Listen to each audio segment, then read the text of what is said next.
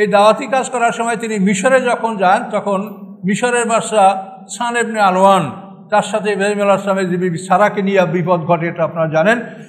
পরবর্তীতে সেই মিশরের বাদশাহ সান ইবনে আলওয়ান তার কন্যা হাজেরাকে ইব্রাহিম আলাইহিস সালামের সাথে বিবাহ দিয়ে দেন। এটা দেখবেন অনেক কিতাবে এভাবে বলা আছে যে উনি দাসী ছিলেন বা হাজেরা, না, এটা হলো ইহুদিদের ষড়যন্ত্র। তার কারণ মা হাজেরার বংশ থেকে হলো আমাদের নবীর বংশ উৎপত্তি, আর মা সারার থেকে হলো ইহুদি খ্রিস্টান যে বনি ইসরাইল তাদের নবীদের উৎপত্তি সারা। এই জন্য তারা চায় সারাকে উপরে রাখতে আর মা হাজেরাকে নিচু করতে। এই জন্য তারা অনেক বর্ণ, আমরাও প্রথম জীবনে জানতাম যে মা হাজেরা দাসী ছিলেন, কিন্তু না, তিনি মিশরের রাজা সান ইবনে আলওয়ান, তার কন্যা সান ইবনে আলওয়ান মা সারার থেকে যে মানে মুজিজাটা আসে লক্ষ্য করছিল, সেটা দেখেই তার মেয়েকে ইব্রাহিম আলাইহিস সালামের সাথে বিয়ে দেওয়ার জন্য তিনি প্রস্তাব করছিলেন এবং মেয়েকে বলছিলেন যে তুমি রাজকন্যা, তোমাকে আমি রাজ পরিবারে বিয়ে দিলাম না, তোমাকে যে পরিবারে আমি বিয়ে দিলাম তুমি যদি এখানে দাসী হিসেবেও থাকতে পারো তা তোমার জীবন ভালো হবে। এই ওসিয়াত বাবা করেছিল। এরপরে মা হাজেরাকে নিয়ে সারাকে নিয়ে এরা সারা তো ওই সময় সাথেই ছিলেন। ইব্রাহিম আলাইহিস সালাম হেব্রন শহরে বসবাস করতে থাকেন এবং শুধু আল্লাহকে ডাকতে থাকেন যে আল্লাহ সন্তান দেন, আল্লাহ সন্তান দেন, ইসমা মানি শোন, ইসমা হে আল্লাহ শুনুন, আমার প্রার্থনা কবুল করুন, শুনুন, আর ইল মানি হে আল্লাহ। ইব্রানি ভাষা, ইব্রানি তো না, ইব্রাহিম আলাইহিস সালামের ভাষা হেব্রু ভাষা। তো এভাবে তিনি দোয়া করতে করতে শেষ পর্যন্ত আল্লাহ তাআলা তাকে সন্তান দান করেন। সময়টা 90 থেকে 100 বছরের মধ্যে, কেউ 90 বছর বলে, কেউ 98 বছর বলে, যেটাই হোক এই সময়ের মধ্যে আল্লাহ তাআলা তাকে সন্তান দান করেন। ইসমাঈল আলাইহিস সালাম মা হাজেরার পেটে জন্মগ্রহণ করেন। জন্মগ্রহণ করার পরে ইব্রাহিম আলাইহিস সালামের আবার আল্লাহ পরীক্ষা শুরু করলেন, তুমি তোমার সন্তানকে স্ত্রীকে নির্বাসন দাও। কি আশ্চর্য ব্যাপার, এত কষ্ট এত দোয়া করার পরে আল্লাহ তাকে এত বৃদ্ধ বয়সে একটা সন্তান দিল।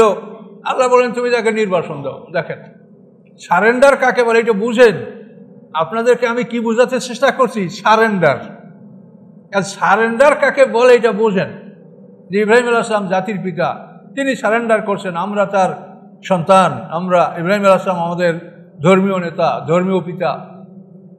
এখন আবার পরীক্ষা। তো তাকে হিজরত করতে বললেন কোথায়? মক্কা অঞ্চলে। মক্কা অঞ্চল ইব্রাহিম আলাইহিস সালাম যেখানে থাকতেন সেখান থেকে মক্কা 40 মঞ্জিল দূরত্বে। 40 মঞ্জিল, 16 মাইলে 1 মঞ্জিল, তো এরকম 40 মঞ্জিল, 3-16-48 মাইলে মানুষ মুসাফির হয়। কিন্তু এখানে একটা মশলা আপনারা দেখে নেবেন কিতাবে তাফসিরে, যে মাইল কিন্তু অ্যারাবিয়ান মাইল, অ্যারাবিয়ান মাইলের 16 মাইলে 1 মঞ্জিল, আমাদের খ্রিস্টান মাইল না। অ্যারাবিয়ান মাইল হলো 4000 গজে 1 মাইল অথবা 12,000 কদমে 1 মাইল। এটা আপনার তাফসিরে জালালাইনের হাসিয়া যেখানে সফরের আয়াত আছে কোরআনের, ওই আয়াতের তাফসির আপনি দেখতে পাবেন, এগুলো আছে। আর এটাই বাস্তবতা। তার কারণ খ্রিস্টানদের মধ্যে তো আর কোরআন আসে নাই, কোরআন আসে আরবে, এবং সেইখান থেকে মশলা আসে। কাজেই মশলাটা ওইটাই ঠিক যে 48 মাইল মানে অ্যারাবিয়ান মাইলের 48 মাইলে আপনি মুসাফির হবেন। এটা দেখে নেবেন, তাহাকি করে নেবেন আপনারা। এভাবে ইব্রাহিম আলাইহিস সালামকে আল্লাহ আদেশ দেওয়ার পরে তিনি মা হাজেরা এবং ইসমাঈল আলাইহিস সালামকে নিয়ে রওনা করলেন এবং দীর্ঘ রাস্তা সফর করে তিনি মক্কা অঞ্চলে, সেখানে মক্কা অঞ্চলে কিছুই নাই। নূহ আলাইহিস সালামের প্লাবনের পর থেকে এ পর্যন্ত মক্কা অঞ্চলে কিচ্ছু নাই। কাবা ঘরের ওখানে কতগুলো বালু স্তূপ হয়ে আছে, কোনো ঘরের চিহ্ন নাই। হিজরে আসওয়াদকে আবু কুবাইস পাহাড়ে সংরক্ষণ করা হয়েছিল। এভাবে ইব্রাহিম আলাইহিস সালাম ওইখানে আসলেন এবং এখন যেখানে জমজম কূপ, ওইখানে বড় একটা গাছ ছিল দাওয়াহাতুল কোবরা। ওখানে একটা সাইনবোর্ডও ছিল একটা গাছের, দাওয়াহাতুল কোবরা। এখন সে সাইনবোর্ডটা আছে কিনা বলতে পারবো না, আমরা দেখেছি। এই বড় গাছ ওখানে ছিল। ওই গাছের নিচে ইব্রাহিম আলাইহিস সালাম বিবি হাজেরা ইসমাঈল আলাইহিস সালাম বা সন্তান ইসমাঈল আলাইহিস সালামকে ওখানে রাখলেন। রাখার পরেই আল্লাহর পক্ষ থেকে আদেশ আসলো যে ইব্রাহিম তুমি সিরিয়ায় চলে যাও। দেখেন পরীক্ষা কাকে বলে। ইসলাম মানে যে সারেন্ডার, এই সারেন্ডারটা একটু বোঝেন যে সারেন্ডারটা কি জিনিস। এতদিন পরে কঠিন কষ্টের পরে আল্লাহ দিলেন ছেলে, এখন নির্বাসন দাও, দিলেন নির্বাসন। এখন সেখানে দেওয়ার পরে তাদের থাকা খাওয়া ব্যবস্থাপনা করা, কোনো ঘর নাই, বাড়ি নাই, লোক নাই, জন নাই, কোনো কিছু নেই, অনাবাদ জায়গা। মানে 10 পুরুষ পর্যন্ত, নূহ আলাইহিস সালাম থেকে ইব্রাহিম আলাইহিস সালাম 10 পুরুষ। হ্যাঁ, ইব্রাহিমের পিতার নাম আজর, তার পিতার নাম সারুক, তার পিতার নাম আরগু, তার পিতার নাম ফানে, তার পিতার নাম আবের, শালেক, এরফাখাস, এরাম, সাম, নূহ। এই নূহ আলাইহিস সালামের 10 পুরুষ পর্যন্ত এই জায়গায় কোনো জনবসতি নাই। তো এইখানে ইব্রাহিম আলাইহিস সালাম সন্তানকে, স্ত্রীকে রাখার পরে তাদের কাছে খাদ্য পানীয় যা ছিল সেটা বুঝিয়ে দিলেন। দেওয়ার পরে আল্লাহ বললেন যে ইব্রাহিম তুমি চলে যাও, কোনো উপায় নাই। ইব্রাহিম আলাইহিস সালাম চলতে শুরু করলেন। তো মা হাজেরা তখন তার আঁচল ধরলেন কাপড়ে, যে ওগো স্বামী, তুমি আমাদেরকে কোথায় রেখে কিভাবে যাচ্ছ? তো ইব্রাহিম আলাইহিস সালাম কোনো কথা স্ত্রীর সাথে বলছেন না। স্ত্রীর সাথে কথা বললে আল্লাহর হুকুম পালন করতে বিলম্ব হবে, এই জন্য তিনি স্ত্রীর সাথে আর কোনো কথা বলছেন না, তিনি চলতেই আছেন। শেষ পর্যন্ত মা হাজেরা বললেন যে ওগো স্বামী, আপনি বলেন যে আপনি যে কাজটা করলেন এটা কি আপনি নিজের ইচ্ছায় করলেন না আল্লাহর ইচ্ছায় করলেন, না আল্লাহর হুকুমে করলেন? তখন ইব্রাহিম আলাইহিস সালাম বললেন যে আমি আল্লাহর আদেশে এই কাজ করেছি। তখন মা হাজেরা স্বামীর কাপড় ছেড়ে দিলেন এবং সন্তানের কাছে চলে আসলেন।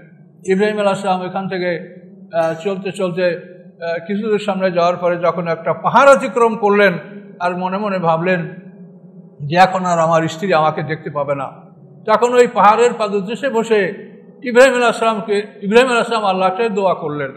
সূরা বাকারার মধ্যে সে দোয়া আছে, রব্বানা ইন্নী আসকানতু মিন যুররিয়্যাতি।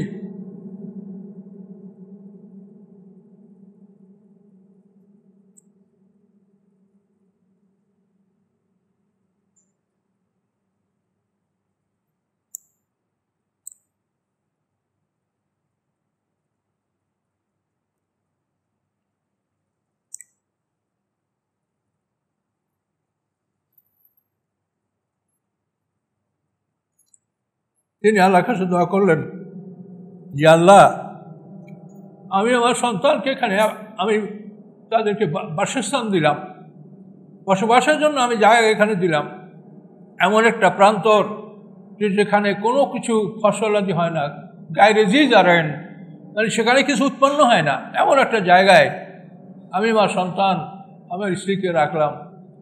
হে আল্লাহ, আপনার ঘরের কাছে আমি তাদেরকে রাখলাম যে এরা আপনার ঘরে নামাজ আদায় করবে, মানুষরা তাদেরকে ভালোবাসবে, মানুষের মধ্যে একদল মানুষের অন্তরকে তাদেরকে ঝুঁকিয়ে দিবেন। এইভাবে ইব্রাহিম আলাইহিস সালাম দোয়া করে, সূরা বাকারার মধ্যে আয়াত আছে। এই দোয়া করে ইব্রাহিম আলাইহিস সালাম চলে গেলেন। এখন দেখেন, ইব্রাহিম আলাইহিস সালাম আল্লাহর হুকুম পালন করতে এক মুহূর্ত দেরি করেন নাই। আল্লাহ বলেছেন চলো, চলেছেন। আবার ইব্রাহিম আলাইহিস সালাম যখন পাহাড় অতিক্রম করে দোয়া করেছেন, আল্লাহ তাআলা ইব্রাহিম আলাইহিস সালামের দোয়া কবুল করতে এক মিনিট বিলম্ব করেন নাই, সাথে সাথে ইব্রাহিম আলাইহিস সালামের দোয়া তিনি কবুল করেছেন।